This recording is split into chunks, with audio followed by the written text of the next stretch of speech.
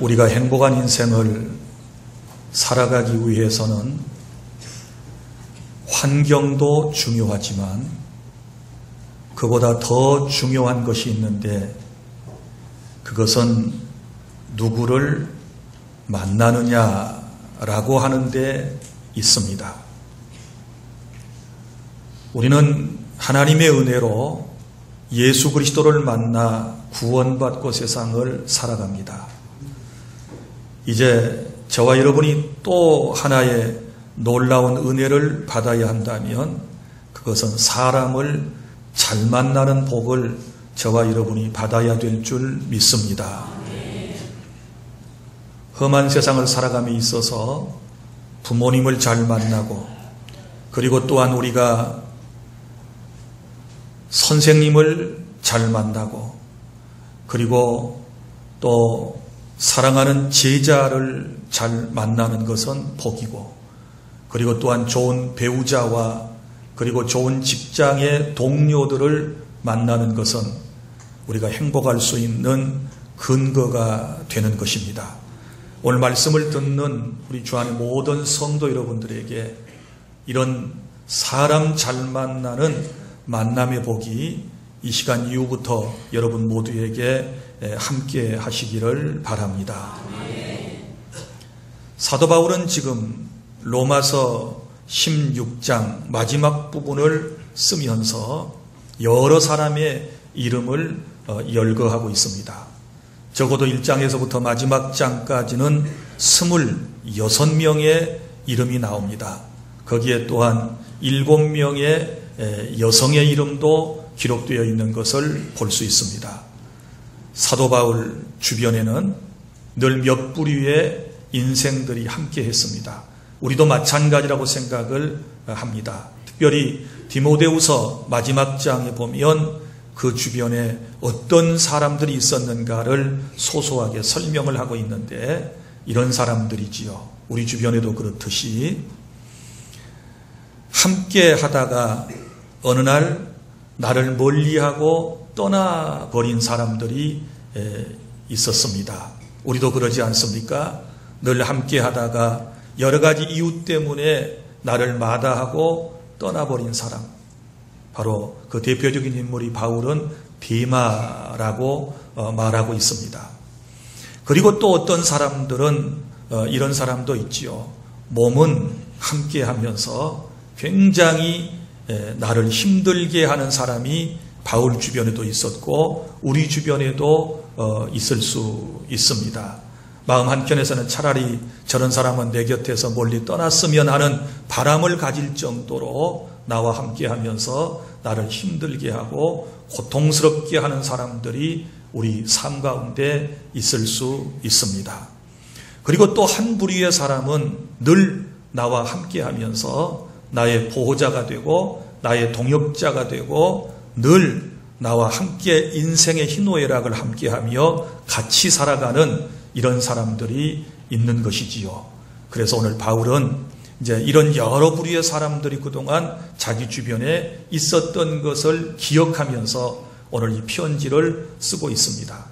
바울이 이 편지를 쓰는 곳은 고린도라고 하는 곳이었습니다. 이 고린도에서 한 번도 아직 가보지 못한 로마에 살고 있는 그리스도인들에게 이 편지를 쓴 것이지요.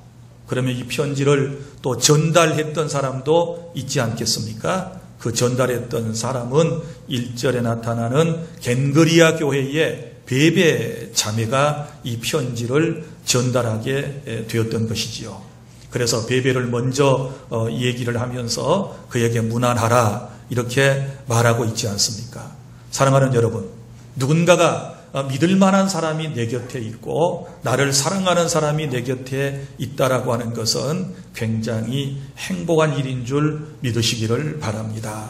하나님께서는 우리를 사회적 동물로 지으셨고 이 세상을 살아감에 있어서 항상 홀로 살지 않고 함께 어울려서 살아가도록 우리의 앞길을 인도하신다는 사실을 믿으시기를 바라고 또 우리가 하나님의 은혜를 구할 때 그 수많은 은혜 가운데 하나님께서 특별히 내 곁에 내게 유익이 되고 나를 돕는 사람들을 하나님께서 때로는 붙여주신다라고 하는 이 믿음 또한 우리 마음속에서 시들지 않아야 할 것입니다.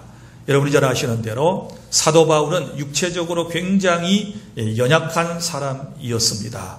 그는 정신적으로 지적으로는 풍요로움이 있었고 남 부러울 것이 없었지만 그러나 육신적으로는 굉장히 힘든 부분이 있었습니다. 특별히 건강이 문제였습니다. 그래서 어느 날 하나님께 간구했습니다. 하나님, 내 병을 고쳐주십시오 하고 3번씩이나 간절한 마음으로 기도했지만 하나님께서는 번번이 그의 간구함을 거절하시고 네가 약할 때 강해지는 거야, 네게 은혜가 좋게 라고 말씀을 하시면서 주님께서 고지고대로 응답하지 않으셨다는 사실을 우리는 잘 알고 있습니다. 그런데 하나님께서는 그의 육체의 질병을 직접 고쳐주시지는 않았지만 그를 일평생 돌보고 치료해 줄 수 있는 누가라고 하는 의사를 하나님께서 붙여주셨음을 믿으시기를 바랍니다. 그래서 누가가 늘 함께하면서 그의 건강을 체크했고 저 나중에 로마의 지하 감옥에서 고통스러운 나날들을 보낼 때에도 이 누가는 여전히 바울의 건강을 항상 염려하며 책임졌던 그런 사람으로 우리가 잘 알고 있지 않습니까? 그리고 이 누가가 나중에 누가복음을 기록하게 되고 그리고 저 역사적 기록인 사도행전을 누가가 기록해 함으로써 하나님의 놀라운 선교 사역을 온 세상 사람들에게 증거하는 귀한 사명을 감당하는 것을 볼 수 있습니다. 사랑하는 여러분, 우리가 주님 앞에 많은 것들을 구하고 삽니다. 때로는 건강을 구하고 살고 때로는 물질을 구할 때도 있고 때로는 평안함을 구할 때도 있고 때로는 내 인생의 순적한 길과 내 환경을 위해서 우리가 기도할 때도 있습니다. 그러나 하나님께서 꼭 그대로 응답하실 때도 있지만 때로는 그렇지 않은 또 다른 방법으로 우리를 인도하시는데 그때는 하나님께서 꼭 필요한 사람을 내게 붙여주시는 은혜로 함께 해주신다는 믿음을 가지실 수 있기를 바랍니다. 그러면 오늘 이제 로마서 16장에서 아까 26분의 이름을 거론하고 있다고 그랬는데 이 수많은 사람들과의 만남 속에서 우리가 오늘 주님께로부터 들어야 할 놀라운 메시지가 있습니다. 그래서 우리 서로에게 어떤 사람이 되어야 할까요? 라고 하는 주제를 이제 여러분들에게 말씀을 드리려고 그러는데 여기 우리 서로에게 제가 이런 표현을 썼습니다. 바울과 그 주변의 사람들에게 서로가 필요했던 사람인 것처럼 오늘 저와 여러분 모두에게도 서로에게 필요한 것들이 있음을 기억하고 그것을 우리가 서로 채워주는 그런 성도의 삶을 살아가실 수 있기를 바랍니다. 첫째는 우리 서로 어떤 사람이 되어야 하는가 하면 베베와 같은 보호자가 되어주시기를 바랍니다. 1절에 베베에 대한 설명이 나옵니다. 겐그리아 교회의 일꾼으로 있는 우리 자매 베베를 너희에게 추천한다. 이렇게 말씀을 했는데 이 겐그리아 교회는 고린도 교회하고 가까운 데 위치를 하고 있습니다. 그런데 이 겐그리아는 이제 여러분 잘 아시는 것처럼 사도 바울이 서원할 때에 머리를 깎았던 곳이 바로 이 겐그리아라고 하는 자그마한 항구입니다. 아주 지금도 작은 어촌으로 남아 있는데요. 그런데 이 교회에 이 지역에 교회가 있었고 이 교회의 지도자가 바로 누구였는가 하면 베베라고 하는 여성 지도자였습니다. 자매가 교회의 리더였던 것이지요. 그런데 바울은 그에게 고린도에서 로마에 사는 사람들에게 편지를 써보내면서 그를 추천하고 있지 않습니까? 뭐라고 추천을 합니까? 맨 처음에 딱 나오는 게 겐그리아 교회의 일꾼인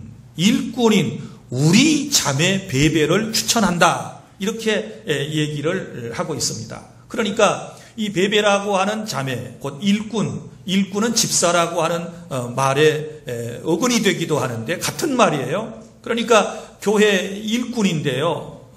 정말 하나님께서 기뻐하시는 일꾼인 것입니다. 여러분 교회 안이나 어느 공동체에는 항상 두 꾼이 있다고 그러지 않습니까? 하나는 말꾼, 말꾼이 있고 또 하나는 일꾼이 있습니다.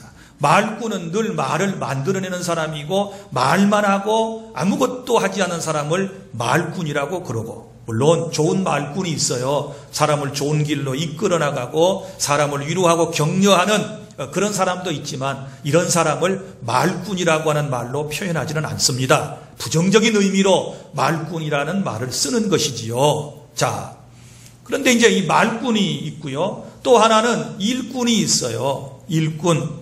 묵묵하게 하나님의 말씀을 그대로 삶의 실천에 옮기고 정말 하나님의 영광만을 위하여 살아가는 이런 일꾼이 있는데, 나는 우리 주 안의 모든 성도 여러분이 말꾼보다는 일꾼이 되실 수 있기를 바랍니다.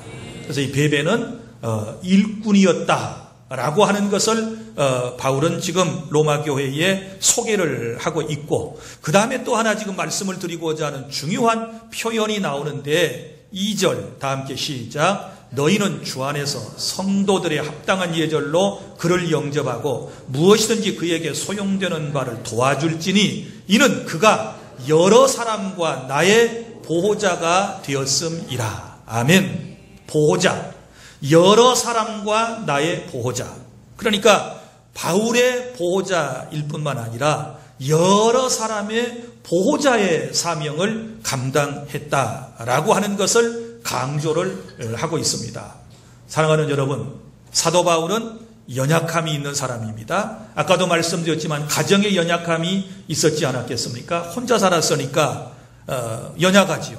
그리고 육체적 질고를 늘 안고 살았으니까 연약하지요. 그리고 유대교에서 기독교로 개종하면서 많은 대적들이 생겼으니까 늘 정신적으로 연약함을 느끼고 살았던 것이지요. 그런데 바울이 위대하게 될 수 있었던 것은 바로 이런 보호자들이 있었기 때문입니다. 그럼 보호했다는 말은 물질적으로, 정신적으로, 또 그리고 어떤 사회적으로, 법률적으로 보호자가 되었다라고 하는 말씀인데, 바로 이 베베라고 하는 자매가 비록 여성이었지만 당시에 이런 놀라운 사명을 감당해서 그가 로마 교회에 편지를 보내면서 첫 번째로 그의 이름을 거론하고 있다는 것은 정말 주님이 사랑했고 바울이 추천한다 라고 1절에서 말할 정도로 그렇게 신뢰감이 있는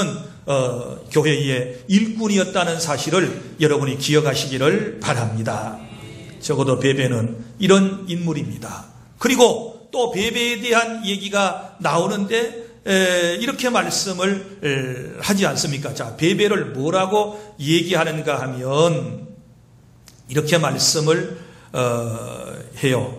정말 그가 나의 보호자, 나의 일꾼이라고 할 때에 그는 모든 사람에게 인정을 받고 있는 그런 사람인 것을 지금 말씀을 하고 있지 않습니까? 자, 교회 식구들에게만 인정을 받는 것이 아니라 저 세상 사람들에게조차도 인정을 받고 있는 이 멋진 여성에 대한 우리가 교훈을 본받아야 될 줄로 믿으시기를 바랍니다. 그래서 우리 주 안의 모든 성도들은요, 항상 내가 남의 보호만 받으려고 해서는 안 됩니다. 나 또한 다른 사람을 보호해 주려고 하는 마음이 필요한 것이지요. 주의 종뿐만 아니라 우리 서로가 서로의 약점이 있고 연약한 점이 있고 부족한 점이 있기 때문에 서로 내가 보호하려고 하는 이런 마음을 가졌을 때에 그 공동체가 건강한 공동체가 될 수 있는 것 아니겠습니까? 부모는 자식을 보호하고 자식은 부모를, 아내는 남편을, 남편은 아내를 보호하고 성도는 교회를, 그리고 성도는 주의 종을 보호하고자 하는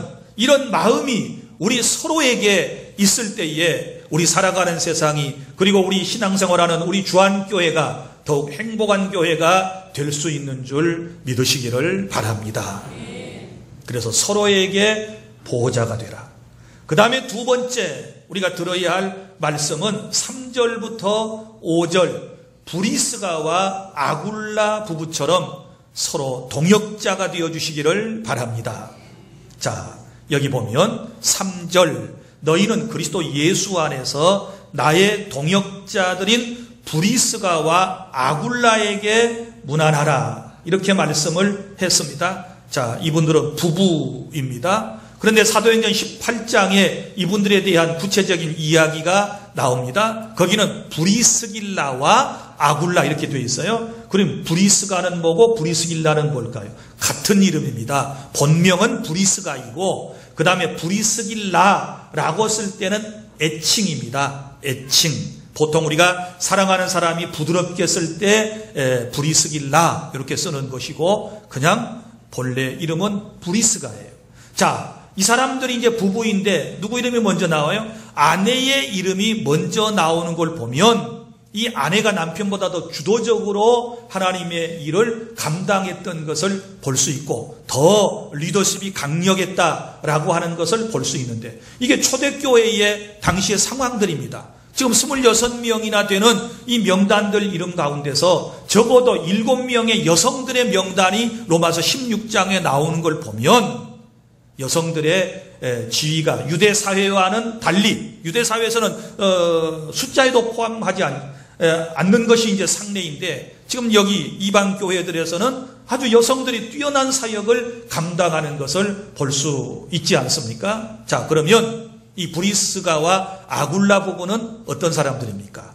원래는 유대인들이에요. 유대인들인데 이분들이 어디에서 거주해 살았느냐? 로마에서 거주해서 살았습니다. 그런데 로마의 황제 가운데 글라우디우스라고 하는 황제가 있었는데 이 황제는 유대인들을 배척하는 정책을 폈어요. 그래서 로마에서 유대인들을 추방하는 명령을 한때 내린 때가 있었습니다. 그때에 이 부부가 살 곳을 찾아서 어디로 왔느냐? 고린도라고 하는 곳으로 왔습니다. 고린도는 지금의 그리스의 한 영토입니다. 그곳에 이사를 왔어요.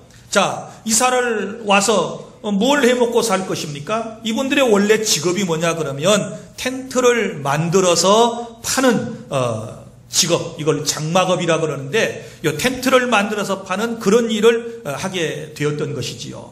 그런데 어느 날 그 고린도에 선교사님 한 분이 오셨어요. 그분이 누군가 하면 사도 바울이에요. 바울이 와서 선교 활동을 하는데 지금처럼 어느 기관 단체의 후원을 받는 게 아니고 당시에는 자비량 선교였기 때문에 선교사가 일을 하면서 소득이 생기면 그걸 가지고 복음 활동을, 전도 활동을 하는 거예요. 그래서 사도 바울도 이제 부업으로 뭘 배워뒀는가 그러면 이제 장막을 만드는 이런 업을 이제 직업 기술을 받아둔 거예요. 그래서 그곳에 와가지고 누구와 함께 일을 하게 되느냐? 브리스가와 아굴라 부부를 직업 때문에 사실은 먼저 만나게 되지요. 그런데 지금 바울이 그 고린도에 온 목적은 어디에 있습니까? 뭐 텐트 많이 만들어서 돈 벌자고 온 게 아니지 않습니까? 복음 전하자고 왔으니까 자, 자연스럽게 만난 이 부부에게 복음을 전했습니다. 그랬더니 하나님의 은혜로 이 부부가 예수 그리스도를 구주로 영접하게 된 줄로 믿으시기를 바랍니다. 더 감사한 것은 이분들의 믿음이 특별하게 쑥쑥 성장해서 이제는 바울과 함께 동역하는 동역자의 관계로 발전되는 것을 볼 수 있습니다. 그래서 저 처음에 로마에서 고린도로 이주해 올 때는 먹고 살기 위해서 직업 때문에 위주를 해왔지만 그러나 이제 예수님을 만나고 난 이후에 그들은 먹고 사는 것 때문에 거주지를 이동하는 게 아닙니다. 이제는 복음을 따라서 움직이게 되지요. 그래서 이 고린도에 있다가 어디로 갑니까? 에베소로 가지요. 에베소에 가서 목회자 활동도 또 해요. 에베소 교회에 있다가 또 복음 따라 어디로 갑니까? 로마로 갑니다. 이렇게 복음을 따라서 거주지를 옮기는 그런 신앙의 인물이 누구냐? 이 브리스가와 아굴라 부부입니다. 저와 여러분, 우리가 함께 추구해야 할 신앙이 바로 복음 따라서 움직이는 것입니다. 믿습니까? 요즘 사람들은요, 자기 직업에 따라서 거주지를 옮기기도 합니다. 그리고 또한 학군에 따라서 자기의 주거지를 옮기지 않습니까? 또 심지어는 자기 마음에 평안함을 느껴서 늙어서 고향으로 가서 편히 살자 그래서 고향으로 옮기지 않습니까? 심지어는 친구 따라서 이리저리 이사를 친구 좋으니까 따라다니는 분들도 있어요. 이건 세상 사람들이 추구하는 문화이고 적어도 우리 그리스도인들은 하나님의 말씀, 복음 따라서 움직이는 그런 신앙을 가져셔야 하나님이 기뻐하실 줄로 믿으시기를 바랍니다. 예를 들어서 이사를 할 때도 늘 내가 섬기는 교회 가까운 쪽에 한 번이라도 더 가까이 와서 청소도 하고 문이라도 열고 닫고 가고 한 번이라도 와서 더 기도할 수 있는 그런 가까운 곳에 우리의 거주지를 정하는 것이 바로 교회 일꾼들, 특별히 교회 중직자들이 가져야 할 마음가짐인 줄로 믿으시기를 바랍니다. 다시 말합니다. 복음 따라 움직이는 주 안의 모든 성도 여러분들이 다 되실 수 있기를 바랍니다. 그런데 바울은 이 부부에 대하여 설명을 할 때 두 가지 특징을 지금 얘기를 하고 있습니다. 하나는 여기 4절에 이렇게 기록되어 있습니다. 그들은 내 목숨을 위하여 자기들의 목까지도 내어놓았다. 바울을 위하여 뭘 내놓았어요? 자기들의 목이라도 내어놓았다. 목숨까지라도 기꺼이 주의 종을 위하여 드리려고 하는 이런 마음을 가지고 있었다라고 하는 것입니다. 여러분, 이런 사람을 만나면 인생이 후회함이 없고요. 이런 사람을 만나면 얼마나 행복하고 이런 사람을 만나면 반드시 그 인생은 복되고 형통한 은혜를 입게 될 줄로 믿으시기를 바랍니다. 이런 사람을 만나야 사명을 우리가 정말 큰 은혜를 받았다라고 말할 수 있는 것 아니겠습니까? 정말 큰 인물이었어요. 바울의 목숨을 위하여 자기의 목이라도 기꺼이 내어놓을 수 있는 이런 부부. 그 다음에 또 하나 5절에 이렇게 설명을 하고 있습니다. 또 저의 집에 있는 교회에도 문안하라. 그러면 무슨 얘기예요? 자기의 집을 교회로 드렸다는 거예요. 이 사람의 집이 곧 뭐예요? 교회라는 것을 우리가 알 수 있지 않습니까? 이때 당시에는 지금 이런 교회 형태가 아니고 대부분이 다 가정교회였습니다. 그래, 가정교회에서 많이 모여봐야 60, 70명 혹은 80명 정도 모인 기록들이 나옵니다. 그래서 이제 이런 모임이 확대돼 가지고 지금과 같으니 이제 큰 예배당을 이제 갖추게 된 것 아니겠습니까? 그러니까 마땅히 복음을 위해서 자기의 집을 하나님께 드릴 수 있는 이런 사람을 바울이 만났다라고 하는 것은 엄청난 행복인 것이지요. 사랑하는 여러분, 적어도 이 부부는 이런 동역자 정신을 가지고 몸도 함께하고 물질도 함께하면서 하나님의 영광을 위하여 남은 인생을 살았던 멋진 부부였으니 우리가 이런 부부의 신앙을 본받을 수 있기를 바랍니다. 나는 우리 주 안의 모든 성도 여러분들이 나의 보호자일 뿐만 아니라 나의 동역자임을 저는 믿습니다. 여러분들에게 있어서 저도 마찬가지입니다. 서로가 우리는 보호자가 되어야 되고 우리가 서로가 동역자가 되는 이것이 하나님의 뜻인 줄로 믿으시기를 바랍니다. 무슨 일이든지 혼자 하면 힘들어요. 그런데 함께 같은 마음을 가지고 그 일에 함께 돕는 사람이 있으면 일은 훨씬 더 가벼워지지 않겠습니까? 백지장도 맞들면 낫다는 얘기가 있고 한 사람보다 두 사람이 낫다고 그랬고 삼겹줄은 쉽게 끊어지지 않는다라고 말씀을 해주셨기 때문에 우리는 서로에게 동역자가 돼야 돼요. 교회에서도 누군가 무슨 일을 맡고서 너무 힘들어하면 내가 가서 도와줘야지요. 저 사람 혼자 하라고 놔둬야지. 그게 아닙니다. 우리가 함께 동역자로서 도와주는 거예요. 예를 들어서 여러분이 청소당번이 아니더라도 토요일마다 이 여름에 교회당에 와서 청소하는 사람들 보면 눈물이 날 지경이에요. 이 꽃꽂이하는 팀들 보면요 눈물이 날 지경이에요. 몇 시간 동안 한나절 내내 꽃꽂이에 혹은 예배당 청소에 봉사하는 사람들 또 차량 봉사자들 보면 너무너무 참 감격스러워요. 이럴 때에 청소할 때 누군가 한 사람 더 와서 동역해 주면 빗자루 들고 한 켠만 좀 수고해서 청소를 담당해 주면 훨씬 더 쉽지 않겠습니까? 모든 일이 그래요. 동역하면 쉽습니다. 믿습니까? 동역하면 하나님이 기뻐하실 줄로 믿으시기를 바랍니다. 이런 걸 시너지 효과라 그러는 것이지요. 함께. 그래서 주님께서는 교회 공동체 안에서 우리 함께 하나님의 영광을 위하여 하나님의 나라 확장을 위하여 일하라고 우리를 이곳에 주 안의 이름으로 모이게 해주셨다라고 하는 사실을 여러분 믿으시기를 바랍니다.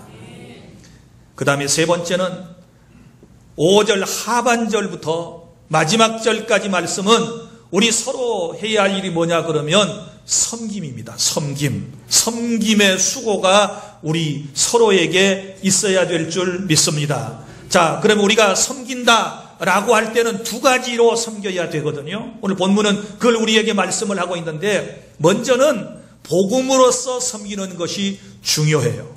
누군가를 섬길 때 우리가 믿지 않는 불신자들을 섬길 때는 뭐로 섬겨야 돼요? 복음으로 섬기는 것입니다. 그러면 바울이 지금 5절 하반절에서 이렇게 말씀을 하고 있습니다. 내가 사랑하는 에베네도에게 문안하라. 그는 아시아에서 그리스도께 처음 맺은 열매니라. 이렇게 말씀을 합니다. 여러분 로마 제국 가운데 아시아 주가 있었어요. 지금의 터키의 서부 지역을 우리가 소아시아 지방이라 그러는데 에베소를 포함하지요. 소아시아 7교회가 있는 이곳을 아시아주라 그래요. 그런데 바울이 그곳에 이제 선교사로 갔단 말이에요. 가서 맨 처음에 복음을 전해가지고 그 복음을 받아들인 사람이 누구예요? 에베네도라는 사람이에요. 바울이 복음을 전하는 수고를 하였기 때문에 에베네도라고 하는 사람이 열매로, 복음의 열매로 구원받는 놀라운 은혜가 있었음을 믿으시기를 바랍니다. 주 안의 성도 여러분, 우리가 해야 할 사랑의 수고는 복음의 수고입니다. 나를 통하여 누군가가 주님 앞에 돌아온 사람이 있어야 되고 그 돌아온 분을 우리가 열매로, 복음의 열매로 하나님께 기꺼이 드릴 수 있어야 하는 줄 믿으시기를 바랍니다. 그래서 복음의 수고가 필요하고요. 그 다음에는 사랑의 수고가 필요한 것입니다. 자, 사랑의 수고, 여기 말씀 6절, 너희를 위하여 많이 수고한 마리아에게 문안하라. 이렇게 말씀을 합니다. 자, 너희를 위하여, 로마 교회 교인들을 위하여 많이 수고한 누가 있어요? 마리아가 있어요. 마리아는 성경에 여러 명이 나와요. 적어도 7, 8명 이상의 마리아라는 이름이 나옵니다. 여기는 또 다른 로마 교회 안에 마리아를 얘기할 거예요.